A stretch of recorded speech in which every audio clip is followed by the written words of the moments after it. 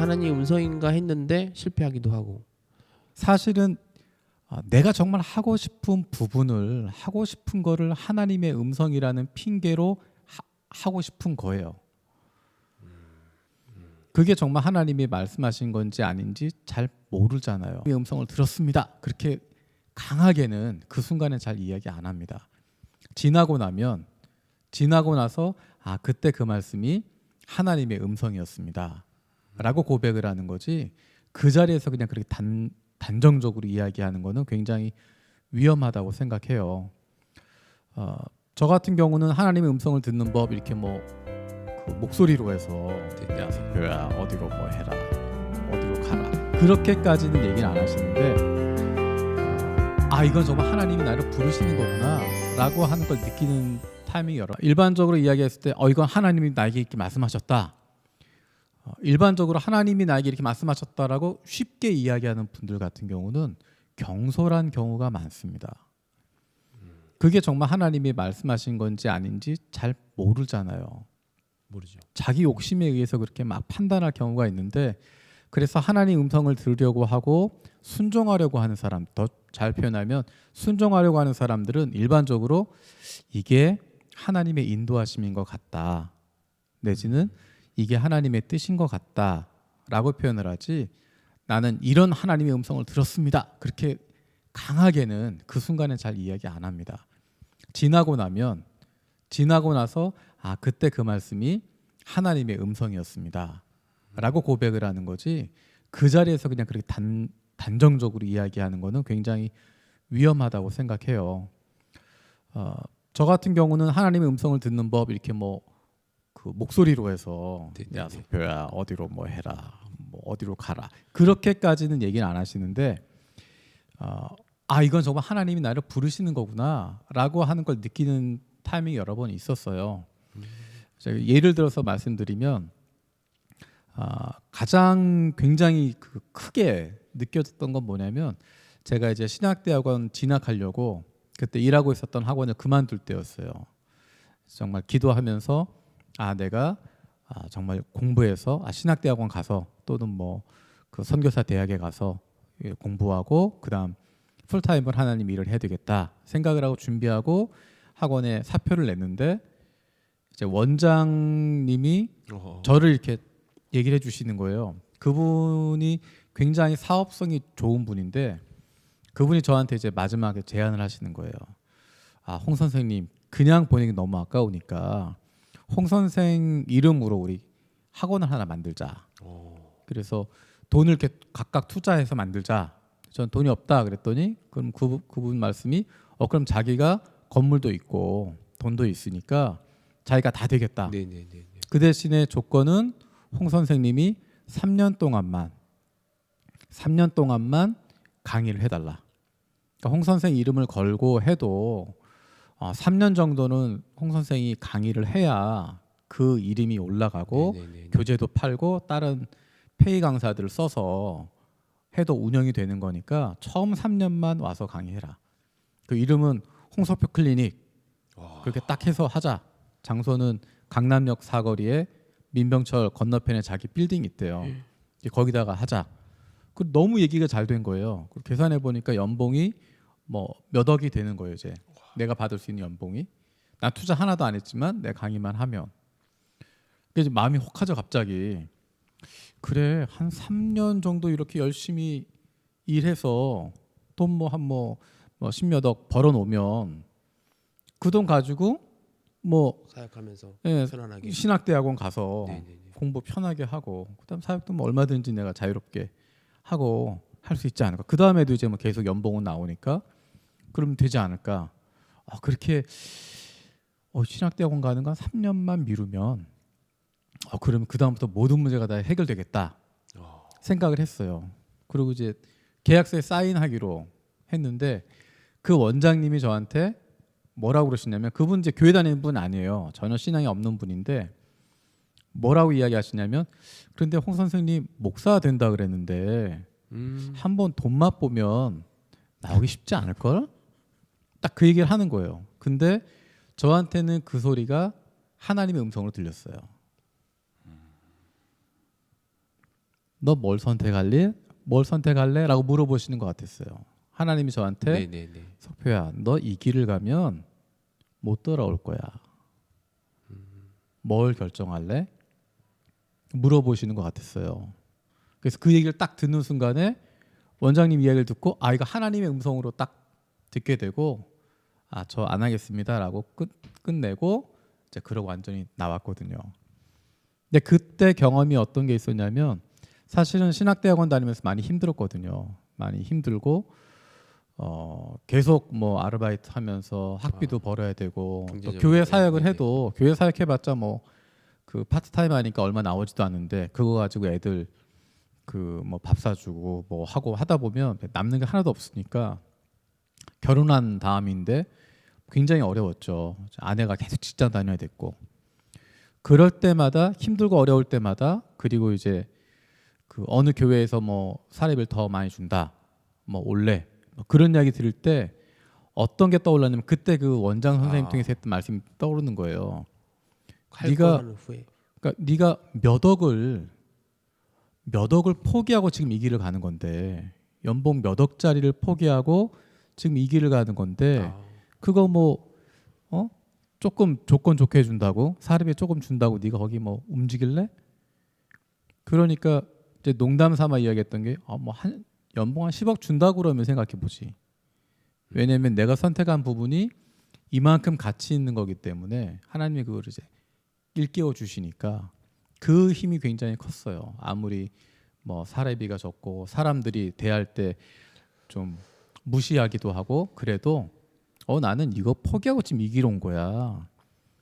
내가 다른 것들을 포기하고 이렇게 하니까 사람들이 보기엔 별거 아닌 것처럼 보이지만 나에게 있어서는 이 사역의 가치는 다른 뭐 몇 억짜리 일보다 훨씬 더 큰 거고 소중한 거라고 하는 부분들을 이제 경험하게 되는 거예요. 그리고 또 한 가지 이제 하나님 음성을 들었다라고 이야기할 수 있는 또 한 가지는 뭐냐면 이제 우리 교회 오는 과정이에요. 네네네. 제가 전에 있던 교회에서 이제 사역을 정리해야 되겠다. 그 교회를 이제 그만두고 그 다음에 개척을 하거나 또 담임으로 나가거나 준비해야 되겠다. 그러면서 이제 몇 달 이제 기도하면서 준비를 하고 있었는데 12월 말이었나 1월 초인가 이제 전화를 한 통 받았어요. 우리 교회를 소개하는 전화였어요. 저는 뭐 전에도 말씀드렸지만 일본에 대해서는 저는 생각해 본 적도 없고 일본 말도 모르고 아무것도 모르기 때문에 그 소개하는 분한테 아예 저는 뭐 일본에 대해서 아무것도 모르고 준비된 것도 없고 하니까 뭐 좋은 선교사님들 많이 계시는데 일본에 대한 마음이 있고 열정 있는 분 계시는데 그런 분들 하시면 되지 제가 뭐하러 합니까? 그랬더니 그분이 뭐라고 그러셨냐면 그분은 기억 못 하실 거예요. 석표야 우리가 하나님 앞에 헌신할 때 내가 어디는 가고 어디는 안 가겠습니다. 우리 그런 적 있냐? 하나님이 가라고 하면 가는 거였지. 우리가 그런 거 어디는 이래서 되고 어디는 이래서 안 됩니다. 우리가 그런 적 있냐? 하나님 부르시면 가는 거지. 네네네. 그리고 이게 하나님의 뜻이 아니면 안 되는 거고 하나님이 원하시는 거면 네가 아무런 관계도 없고 생각도 없었어도 하나님께서 인도하실 수 있는 거지. 하나님의 뜻이 어디 있는지 한번 보자. 네네네. 그렇게 해서 이제 우리 교회 처음 이제 이력서를 보내게 됐고 그다음에 이렇게 진행이 돼서 이 자리에 있는 거예요. 그래서 지금도 그 소리가 저는 하나님의 음성이라고 생각을 해요. 석표야, 네가 아무 생각도 없었고 계획도 없었지만 하나님이 원하시면 하나님이 가라고 하면 어디든 가는 거지. 네가 여기는 됩니다. 여기는 안 됩니다. 그럴 거 없잖아. 이제 그런 말씀 주셨던 그게 있고요. 말이 길어지는데 이제 하나만 더 이야기를 하면 사실은 제가 우리 교회 부임하고 나서 시간 지나면서 좀 힘들었어요. 아팠어요. 이제 갑자기 아파가지고 교인들한테는 이야기를 안 하고 병원에 2주간 입원한 적이 있습니다.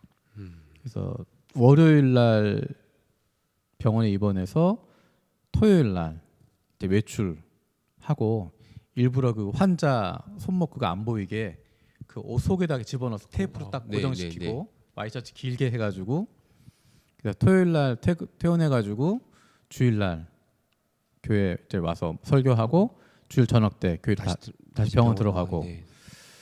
이제 그렇게 있었는데 그때 굉장히 힘들었거든요.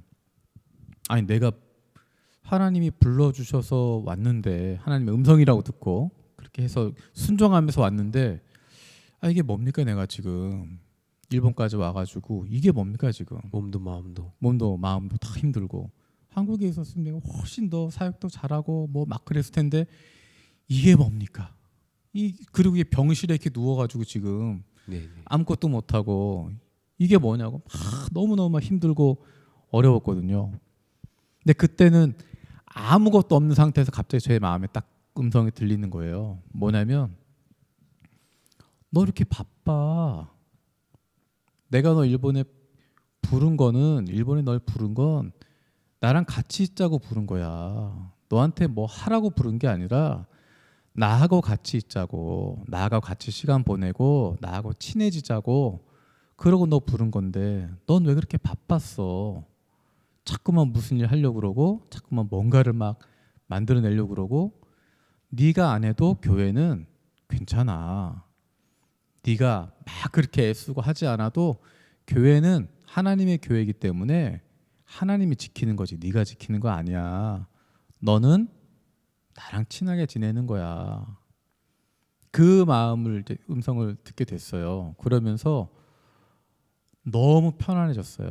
그 전까지는 내가 어떻게 해야 되지? 어떤 말을 해야 되고 어떤 말 하지 말아야 되고 만났을 때 힘들고 어려운 부분들 막 고민하고 여러 가지 많았었는데 그렇게 하나님이 말씀을 주시니까 그래 이 교회는 하나님 교회인데 나는 자꾸만 내가 지키려고 그러고 내가 어떤 역할을 감당하려고 그러고 내가 뭔가를 해내야 돼라고 생각했는데 하나님이 원하시는 거는 그게 아니구나. 그게 아니고 내가 정말 하나님이랑 친하게 지내고 하나님이랑 가깝게 있는 것, 하나님과 함께 시간을 보내는 것, 그걸 더 원하는 거였지. 내가 무엇인가 일을 만들어내고 뭔가를 하려고 했던 그게 아니었구나 하는 것들을 깨닫게 됐고요. 그래서 그게 저한테는 굉장히 큰 힘이 되고 지금도 계속 그때를 기억을 해요.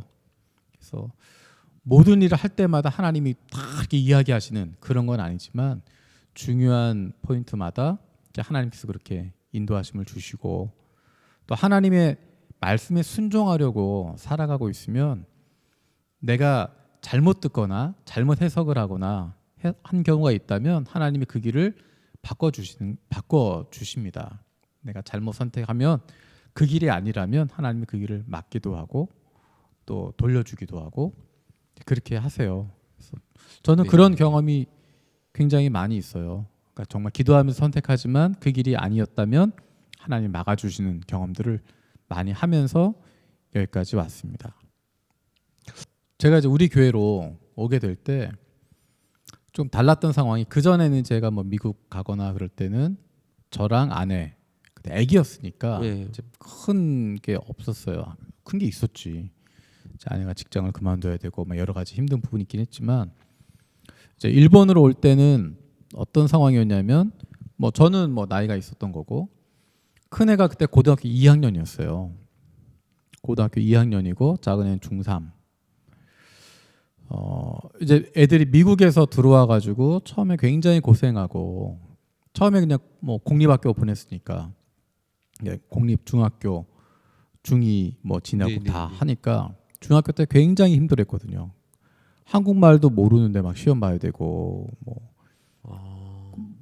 뭐 설명을 모르니까 영어 문제 같은 경우는 영어 해석은 다 되는데 답을 못 쓰네.